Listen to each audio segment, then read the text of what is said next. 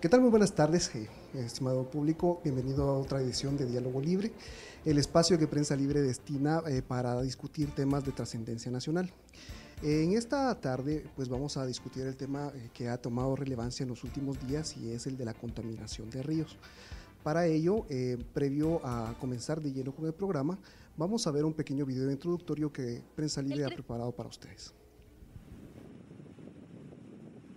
El creciente deterioro de la mayoría de ríos de Guatemala debido a la contaminación que sufren pone en riesgo no solo la salud de las personas, sino también el quebranto del ecosistema de flora y fauna, señalan expertos. El caso más reciente fue denunciado por autoridades de Omoa, Honduras, quienes se quejan por la basura que arrastra el río Motagua desde Guatemala hasta sus costas.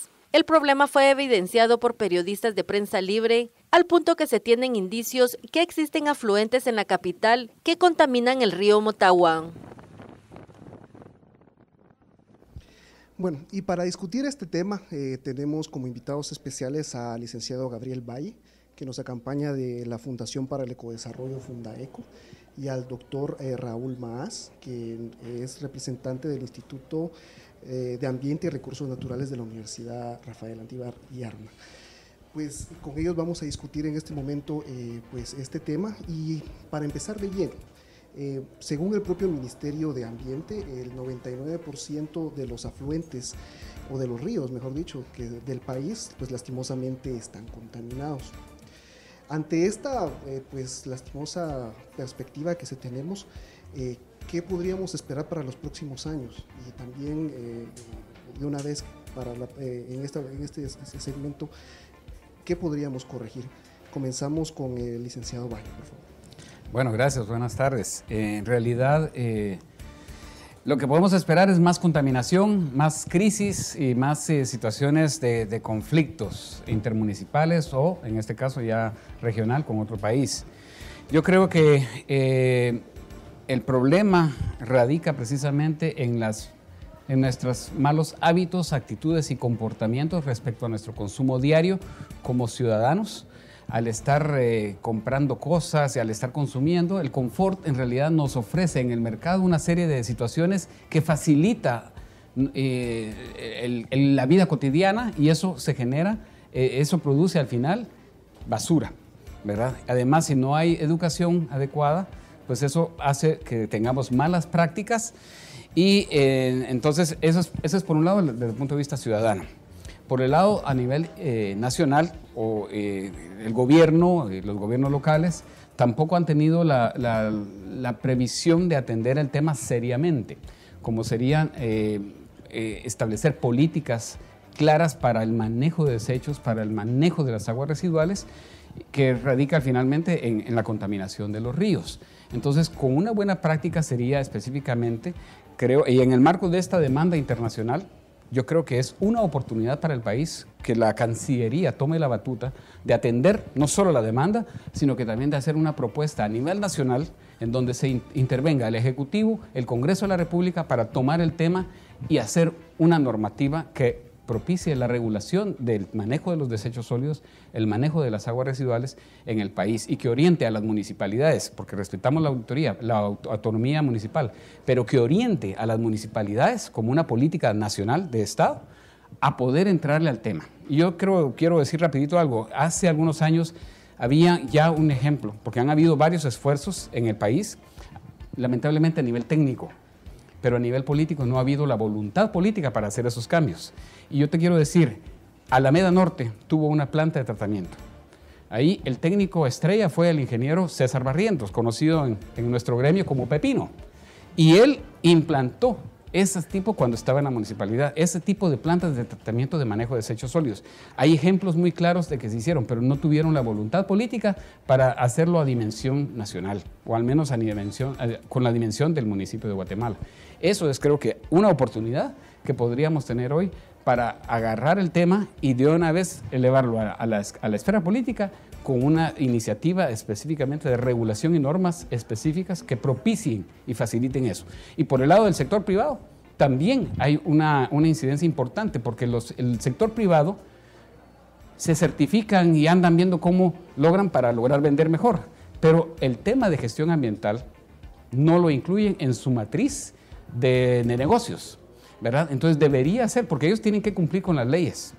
Y ahí en todo ese tema, el tema de manejo de los desechos sólidos y líquidos, tienen que cumplir con los parámetros que están vigentes actualmente en la ley. Entonces, si tú te das cuenta, todos tenemos que estar metidos en este tema. No podemos decir que es culpa de tuya o tuya. No, es en general de todos, ¿verdad? Y las instituciones lo que tienen que hacer como grandes rectoras, tomar el tema seriamente y conducir a los ciudadanos en el tema. La historia clásica de los cepos, por ejemplo, ¿verdad?, que fue muy discutida y todo, hoy por hoy es una norma que todos tienen que respetar, si no ya saben que le va la multa, ¿verdad? Más o menos para explicar un poquito el tema, que a todos tenemos que ceder en algún momento y en algún momento también aplicar normas específicas, ¿verdad? Perfecto. Doctor Maas, para analizar un poco más a fondo este tema, ¿cómo es que Guatemala, siendo un país pues que tiene bastantes recursos naturales, particularmente fuentes hídricas, y que de hecho se considera como un país exportador de agua a otros países de la región, ¿cómo es que llegamos a este extremo? Y más allá de cómo es que llegamos a este extremo, ¿cuál sería la perspectiva más allá después de todo esto que está pasando? Bueno, hay que empezar reconociendo que el fenómeno que de la semana pasada se hizo mediático por el volumen de desechos que se movilizaron por el río Motagua, pasó hace 3-4 semanas, cuando también las imágenes de la cantidad de basura que llegaba a Matitlán inundaron las redes sociales y los medios de comunicación. La lectura que nosotros damos es un poco más integral.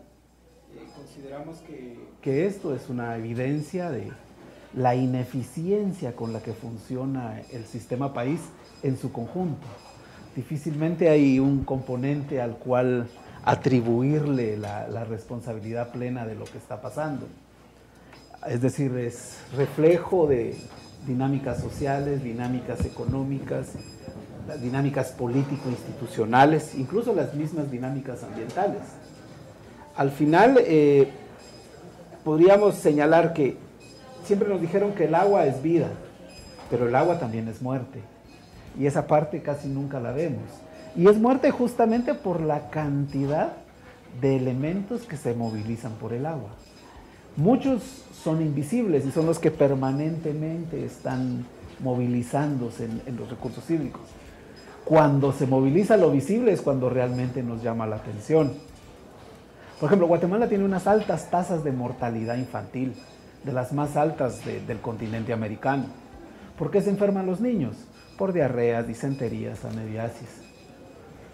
Entonces, ¿por qué se enferman de esta manera los niños? Porque consumen agua contaminada. Pero eso no se mira. Ese, digamos, ya es una de las primeras vertientes de los impactos sociales que tiene este tipo de efecto, de fenómeno. El tema, por ejemplo, del manejo de la industria. Y para citar un caso, el manejo de la industria de la carne. ¿Dónde están situados los rastros? Todos los rastros están situados justamente como usted lo dijo, a la orilla de los ríos. ¿Y por qué? Porque es más fácil lavarlos. Basura que dejamos de ver, basura que aparentemente dejó de existir. Pero básicamente lo que estamos haciendo es movilizando todos nuestros residuos. Los de nuestra casa, los de la calle, los del vecino, los de la cuadra, los del municipio y los del país. Al final, los ríos llegan a un lago, a otro río o al mar. Y volvamos a los temas que tocaba al principio, a Matitlán y las playas de Honduras. Es decir, pero eso pasa en todo el país porque la lógica con la que administramos nuestros desechos, no solo los sólidos, también los líquidos y los que se movilizan por los drenajes, usamos los cuerpos de agua como movilizadores de nuestros desechos, de cualquier tipo. Lo que pasa es que se hacen mucho más visibles cuando vienen las lluvias y lavan las calles. Entonces, cuando todo ese material, todo lo que sale cotidianamente de los vehículos o de las casas o de los negocios hacia las calles, se moviliza hacia los cuerpos de agua por acción de la lluvia. Doctor, usted mencionó algo muy importante y es el hecho de que muchas veces no se toma en cuenta que también el agua puede causar enfermedades y obviamente la muerte de las personas. Obviamente, como usted bien decía, lo más visible es cuando las correntadas arrastran los desechos sólidos y obviamente las playas se miran anegadas por montones de basura. Pero ¿cuáles son, aparte de los desechos sólidos, los principales contaminantes que puede tener los ríos de nuestro país? Pues prácticamente son todos los desechos que nosotros movilizamos. Duropor, plástico, los visibles. Los invisibles, pues van todas las bacterias, los virus que se movilizan por estos cuerpos de agua. Escherichia coli, digamos, como la bacteria de referencia en los contextos de contaminación del agua por heces fecales. Pero ¿a dónde van las heces fecales? Salen de la casa y van al drenaje y van al río. ¿Sí? ¿Qué contaminantes tienen los cuerpos de agua? De todos los tipos habidos y por haber. Todos los que generamos los seres humanos. Los más peligrosos, los desechos hospitalarios. Los productos químicos de la agroindustria. La industria también moviliza sus desechos por los cauces de agua. Metales pesados, mercurio, plomo, arsénico, cianuro, se movilizan por el agua, solo que son invisibles. Pero igual, es decir, tienen consecuencias violentas sobre la vida de los seres humanos y fundamentalmente sobre las otras formas de vida con las que compartimos el planeta. Que es el otro elemento de este tema. La contaminación de los ríos no solo afecta a los seres humanos, afecta a todos los seres de la biosfera, a todas las formas de vida. Que ese es otro tema que todavía hay que sensibilizar un poco más. Licenciado Valle, para terminar con este primer segmento, la perspectiva futura. Obviamente todo esto que estamos discutiendo no pasó en 1 o 2 años, es una historia que obviamente venimos arrastrando desde hace un par de décadas, incluso siglos. ¿Qué perspectiva tenemos para mediano y largo plazo? Bueno, yo quiero decirte, tal vez solo para retomar el tema previo a cerrar es que también en los cultivos a gran escala o a mediana escala ahora hay el uso de agroquímicos, pesticidas, fungicidas, herbicidas, y todo va a dar al agua. Todo va a dar al agua. Y basta ver algunos documentales que saca de National Geographic para darte cuenta de los análisis que han hecho, de las transformaciones que biológicamente ha hecho en esas otras formas de vida que dice, ¿verdad? Digamos, han vuelto hermafroditas algunas especies de ranas, muy interesante el reportaje, pero son casos extremos de que investigaron de que en este vaso de agua, y sale el conductor del programa con un vaso de agua, viene a que son invisibles.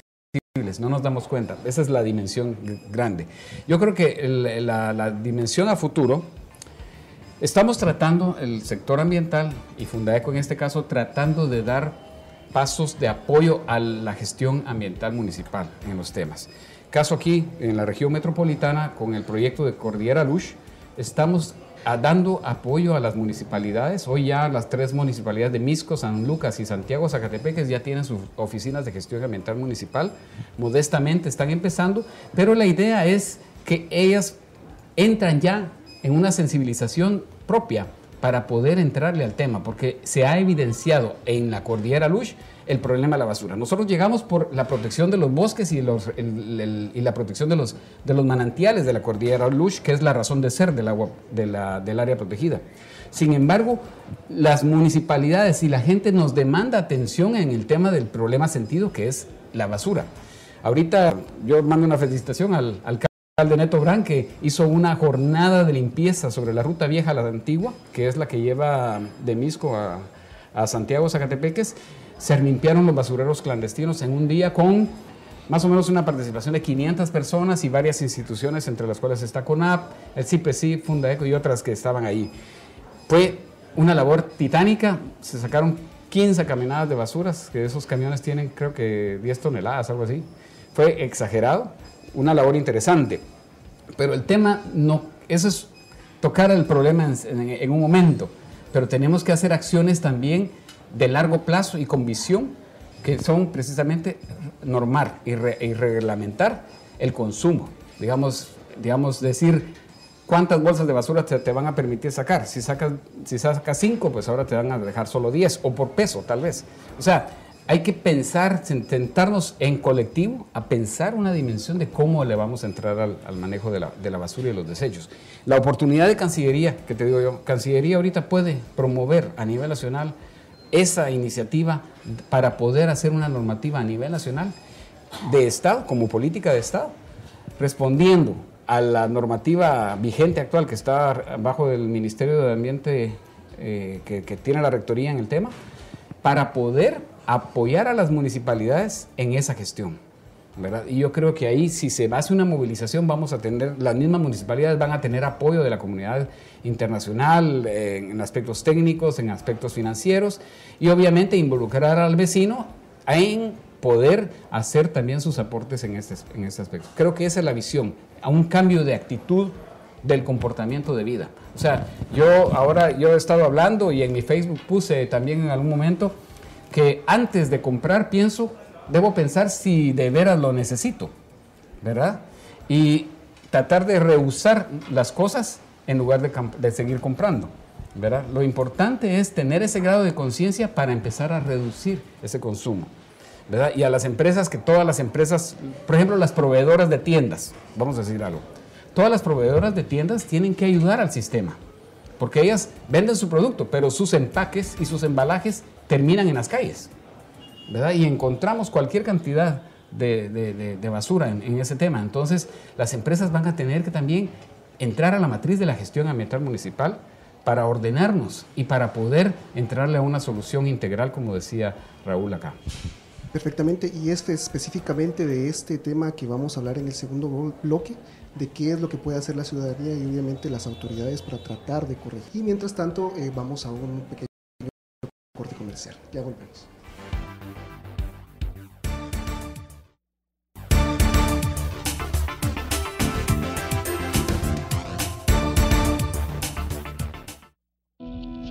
Si solo quieres ganar reconocimiento, nunca serás libre. Si solo buscas tu propio beneficio, nunca serás libre. Si ignoras lo que sucede en el país, nunca serás libre. Pero si realmente quieres ser libre, infórmate y mucho. Lee, investiga, piensa, que ser libre es un ejercicio. Empieza temprano, termina tarde. Infórmate a la mañana, al mediodía, en el bus, hasta sábados y domingos. Hazlo hasta caer dormido. Sé libre cuando quieras y como quieras, pero hazlo, infórmate.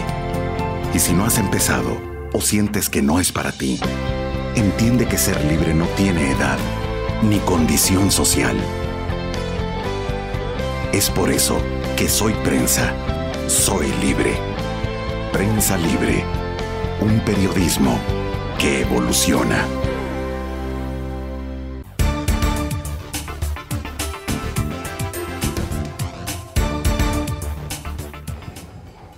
Muchas gracias por seguir en sintonía de este programa de Diálogo Libre. En esta ocasión estamos discutiendo las implicaciones que tiene la contaminación en los ríos y cuerpos de agua.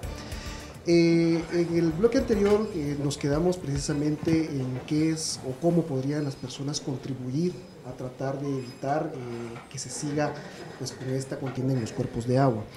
Efectivamente, aquí en las redes sociales, en el programa en vivo, hay muchas personas que están comentando sobre este tema.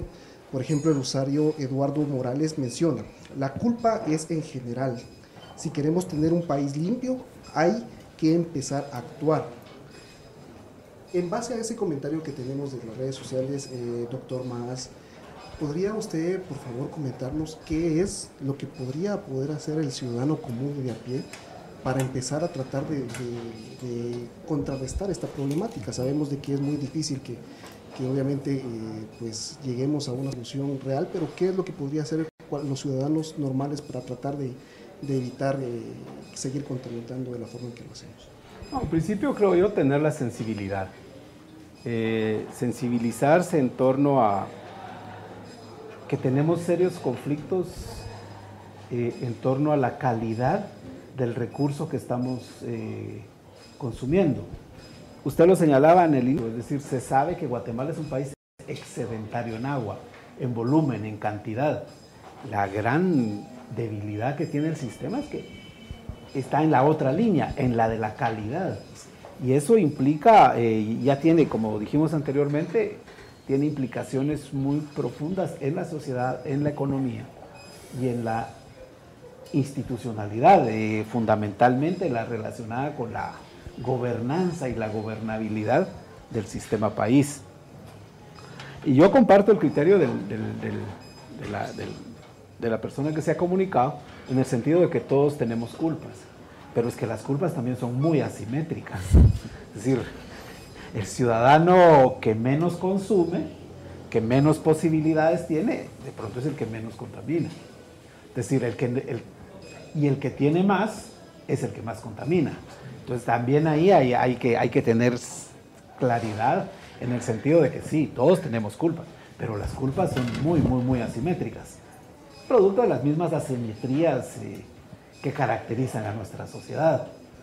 Entonces, partiendo de ahí, creo que el primer punto es la sensibilidad, en términos de asegurar un adecuado acceso, una adecuada disponibilidad y calidad en el consumo del agua.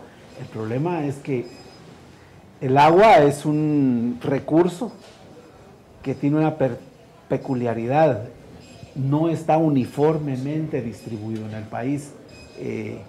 Hay espacios que tienen mucha agua, hay espacios que no tienen agua. Y tampoco está uniformemente distribuido en el tiempo. Hay meses que tenemos mucha agua, hay meses que no hay agua. Entonces, este es un mes, y los dos que vienen van a ser meses con mucha agua. Eso implica que no solo hay que preocuparnos cuando no hay agua, también hay que preocuparnos cuando hay exceso de agua. Y entonces el tema es cómo empezamos a jugar con esas temporalidades tan peculiares del recurso agua. Cuando no hay y cuando hay.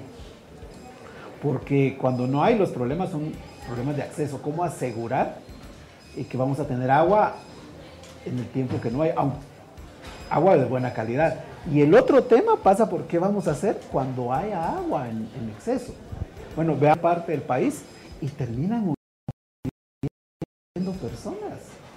Lo que pasó en Villanueva el miércoles, pues parte de un daño colateral de 3 días seguidos de lluvia. Entonces, esos temas, digamos, hay que tener sensibilidad. Y el otro tema, creo yo, es cómo consumimos, cómo cuidamos el agua. Y tal vez el tema más crítico es esa sensibilidad que debe despertarse en cuanto, si bien el agua es un bien público, tiene que tener un valor. Y le voy a poner un caso para ejemplificar esto. Si el dueño del cable decide subirle 100 quetzales a la cuota mensual del cable, todo el mundo la paga. Pero que no vaya a haber un alcalde que diga que le va a subir 5 quetzales al canon de agua porque hay movimiento político. ¿Para qué sirve el cable? ¿Para qué sirve el agua? ¿Cómo cambiamos esos valores y esas sensibilidades en torno a la necesidad de tener un recurso en buena cantidad y en buena calidad todo el tiempo, para siempre, y que llegue a todos sin ningún distingo de ningún tipo? Que son los retos que enfrenta la institucionalidad país. ¿Cómo asegurar que vamos a dotar de agua a todos los ciudadanos de este país? En calidad y cantidad todo el tiempo y para siempre. Y eso implica empezar a repensar un poco las lógicas de los modelos de desarrollo, incluso hasta las lógicas sobre las cuales está montado el sistema democrático del país.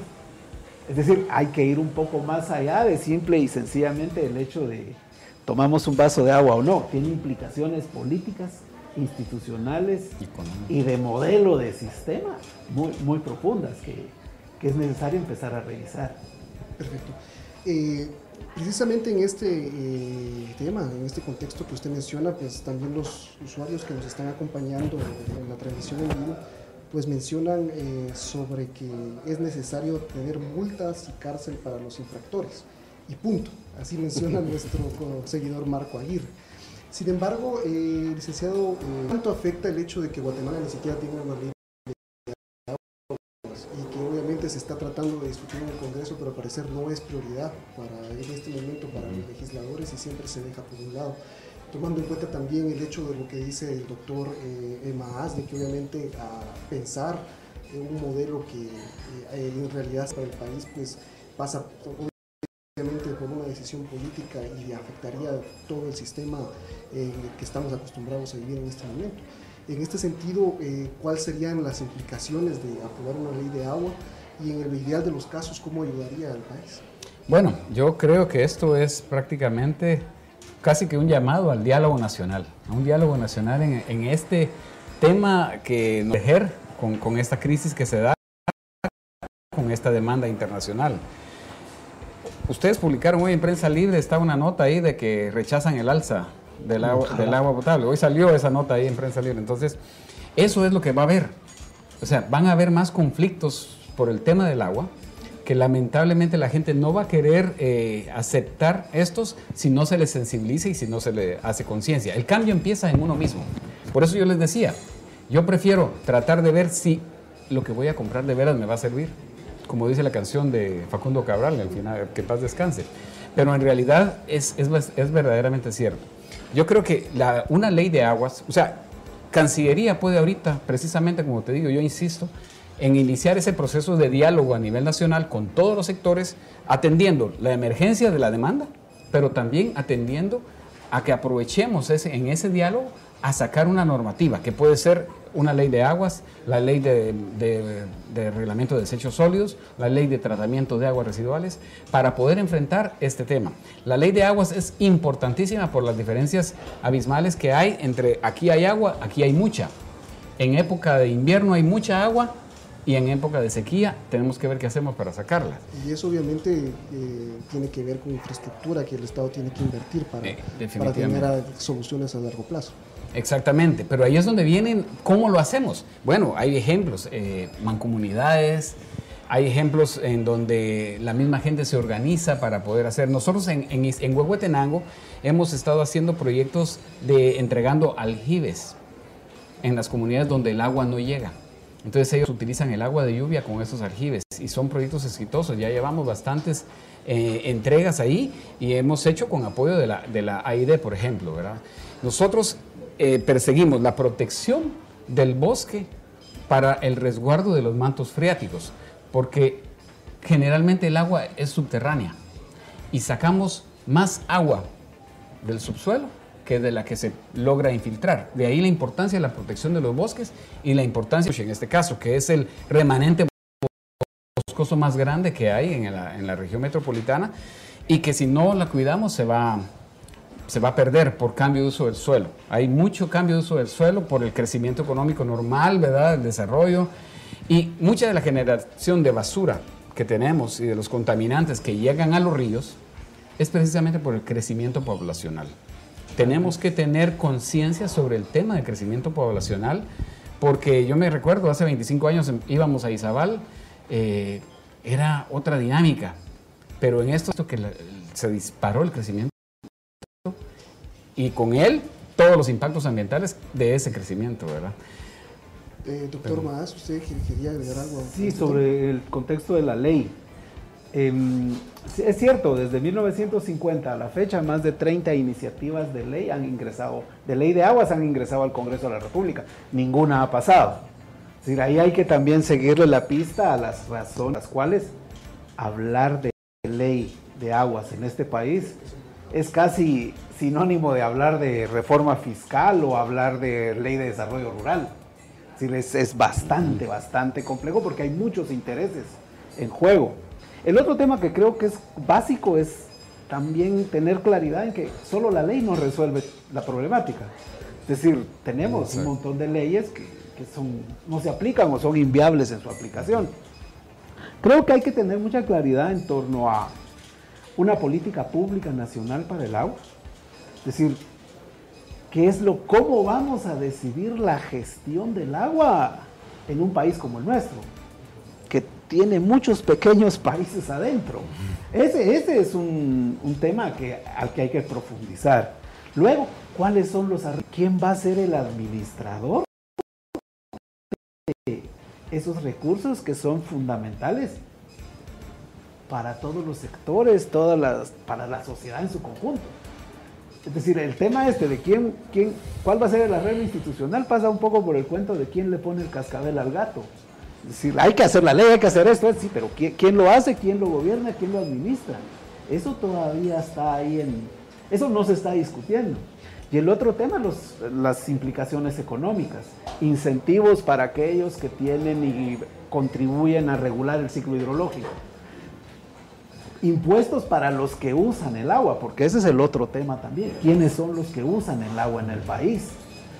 Y un dato, por lo menos, que nosotros hemos logrado levantar es que el 70% del agua que se moviliza en el país la utiliza la agroindustria. Caña, palma, azúcar, cacao, café, que son los que más consumen agua. Y el otro tema, las sanciones que hay que imponer a aquellos que contaminan el agua. Entonces se complica más porque todos los ciudadanos contaminamos.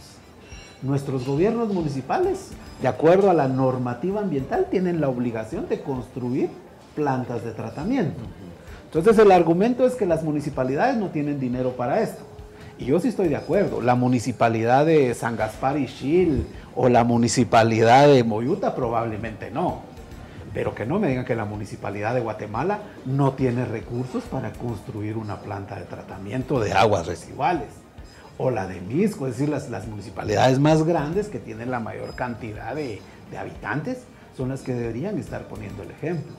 Pero no me vengan a poner el ejemplo de los municipios más pobres, partamos del ejemplo de los grandes, porque también entre las municipalidades hay asimetrías muy fuertes, ¿no? Entonces, la ley por sí sola no va a resolver el problema. Creo que se necesita el concurso de la ciudadanía consciente, que vaya y empiece a ejercer presión sobre los decisores políticos, sobre los decisores económicos, de que hay que empezar a ponerle atención al tema. Y en este caso yo quisiera traer a colación la marcha. La marcha por el agua, la madre naturaleza, el territorio y la vida. 4 temas que son fundamentales en lo que podría ser una Guatemala en condiciones de brindar oportunidades para un buen vivir a todos sus habitantes. Es decir, que tiene que ver justamente con esto de pensar en una nueva forma de relacionarnos con la naturaleza y de relacionarnos con nosotros mismos, entre nosotros mismos. Algo que el Papa Francisco ha planteado de una manera muy clara en la encíclica Laudato Si.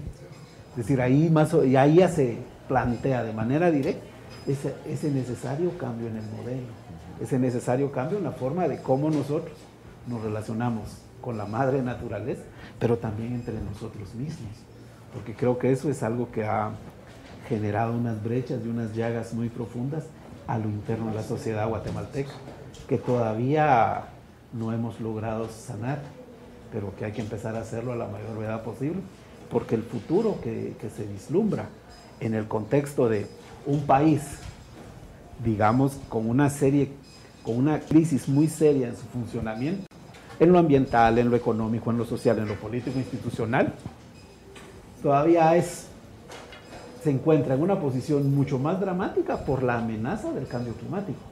Estamos dentro de los 10 países más vulnerables al cambio climático. Y eso quiere decir que el agua, de que esa presunción de que este es un país excedentario en agua, también va a empezar a cambiar. Si cambian las condiciones del ambiente, menos lluvia, más temperatura, eso en la ecuación del ciclo hidrológico implica menos agua. Y si ya estamos teniendo problemas en las épocas secas de agua y en las épocas húmedas, abundancia de humedad y lluvia, ¿qué quiere decir? Que la sociedad lo único que está haciendo es incrementar sus niveles de vulnerabilidad. Entonces, que no sea de extrañar que eventos como el Cambray, como lo que pasó en Villanueva, lo que pasó en el Motagua, lo que está pasando en Amatitlán, continúen siendo el pan nuestro de cada día. Y siempre nos vamos a poner, como en este caso con los compañeros, con los hondureños, nos ponemos verdes de la vergüenza. Qué pena, pero igual seguimos haciendo exactamente lo mismo. Entonces, estos son como los signos de interrogación. Es un poco ciudadanía, pero más son las autoridades, decisores económicos, decisores políticos. Perfecto. Y precisamente eso, el futuro, es lo que vamos a intentar abordar en las conclusiones de este bloque. Mientras tanto, vamos a una breve pausa y muchas gracias por acompañarnos.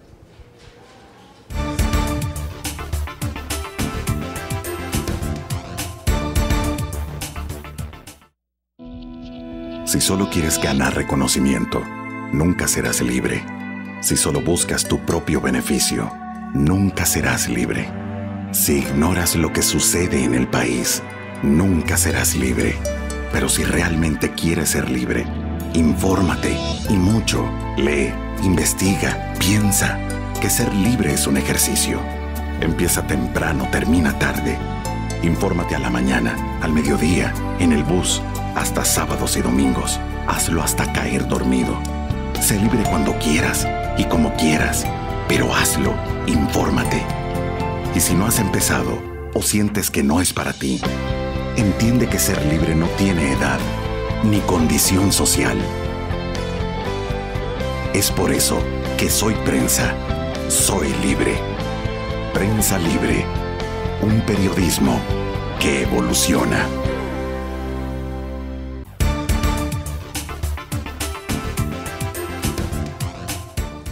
Muchas gracias por seguir en sintonía en este programa Diálogo Libre. En esta ocasión estamos conversando acerca de la contaminación en ríos.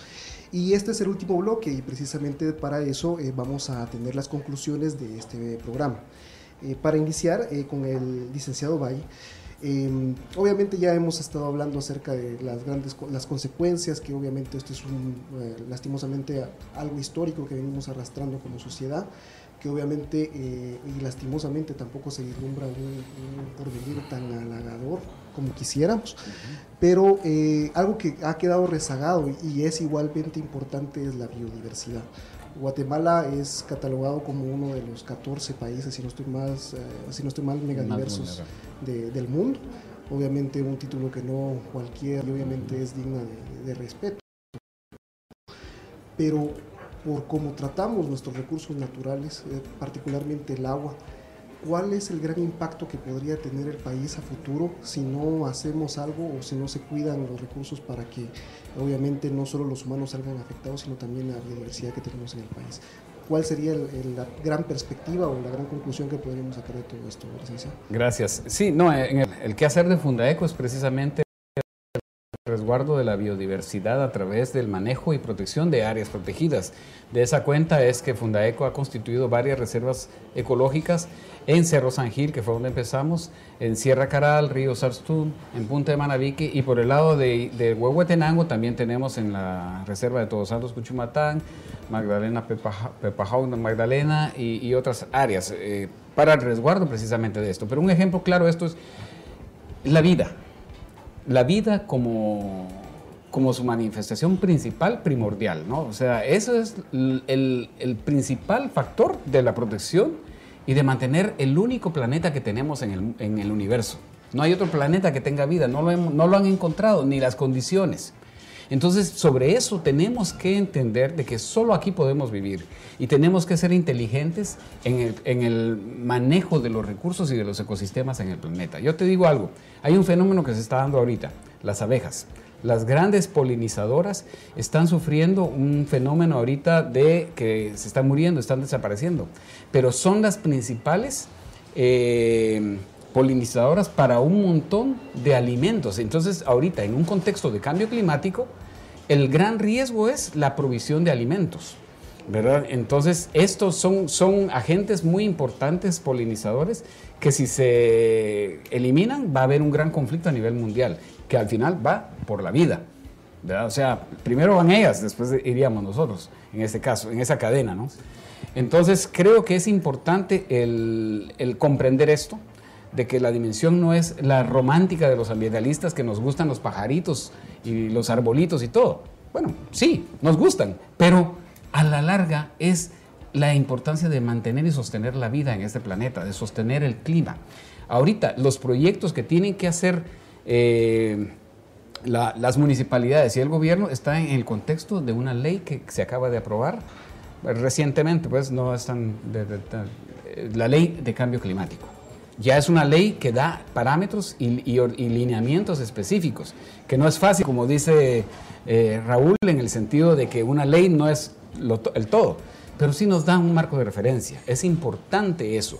Y yo quiero decirte, digamos, las empresas en este caso tienen que entrarle al tema de la gestión ambiental empresarial, hacer los cambios internamente y que lo miren también como una especie de negocio y de oportunidad para generación de empleo en este tema. Hay oportunidades de empleo. Las oficinas tienen oportunidades para hacer cobros directamente con el tema de gestión ambiental municipal.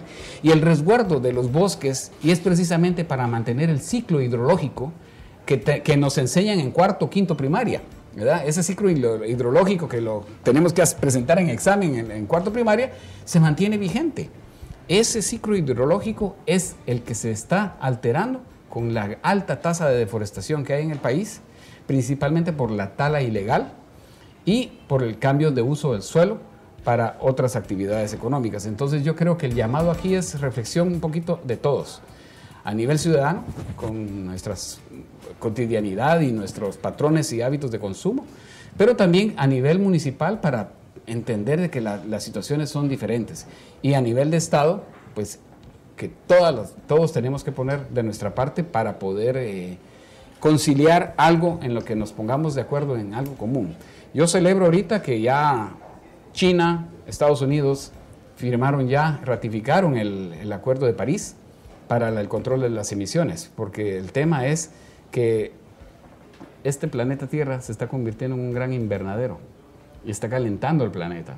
Y eso es lo que está alterando todo este ciclo de patrones de los ecosistemas, ¿verdad? Y que solo en este país, solo en este mundo, tenemos esas condiciones óptimas para la vida. Perfecto. Doctor Maas, lastimosamente tenemos únicamente ya 2 minutos para que termine este programa. Y a mí solo me gustaría terminar este programa con una pregunta y una conclusión final. Directamente, agua para consumo humano para los humanos. ¿Cuál es la perspectiva que se tiene a mediano y largo plazo? Bueno, las investigaciones que hemos hecho señalan un escenario bastante crítico para el país.